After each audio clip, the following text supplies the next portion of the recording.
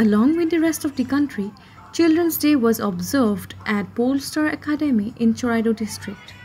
Today, Children's Day is being celebrated across India to mark the birth anniversary of the country's first Prime Minister Jawaharlal Nehru. At Polestar Academy, located in Sonari town, the headquarters of Choraido district, the occasion was observed as part of the year-long program commemorating the school's 25th anniversary, with a series of events organized. Students showcased exhibition on various scientific topics, arranged sales counters and presented displays on the solar system and constellation alongside a range of cultural performances.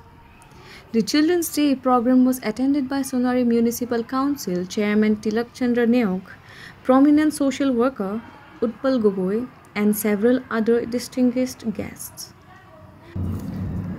Meanwhile, Major A.M. Shahu of the 149th Battalion's Charlie Company of the CRPF, stationed at Sonari Taukak, provided light refreshment to over 300 students on behalf of the unit. Explicit News, Ahom.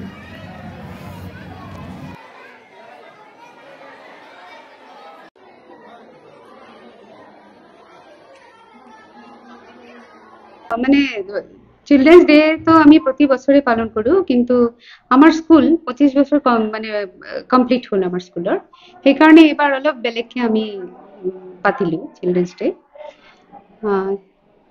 বিভিন্ন performance আছিলে, বিভিন্ন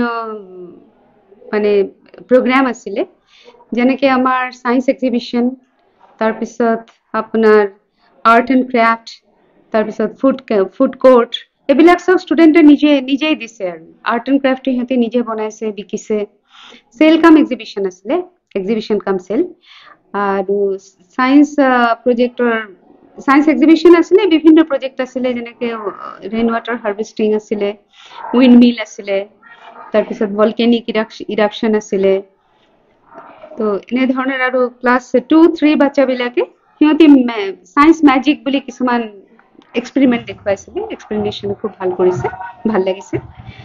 আৰু আমাৰ যেটা একটা special শো আছিলে, এটো স্পেসৰ ওপৰত আছিলে, যে birth and death of the star.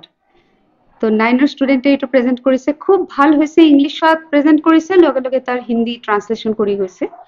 আইলং class 9ৰ ল'ৰা আইলং আৰু অৰ্ণৱ, সিহঁতৰ নাম, সিহঁতে এটো প্ৰেজেন্ট কৰিছে, খুব ভাল হৈছে। আৰু গেস্ট হিসাবে আমি তেনেকে আমাৰ চিফ গেস্ট আছিলে আমাৰ চেয়াৰম্যান, মিউনিসিপালিটি চেয়াৰম্যান তিলক নিয়োগ স্যাৰ।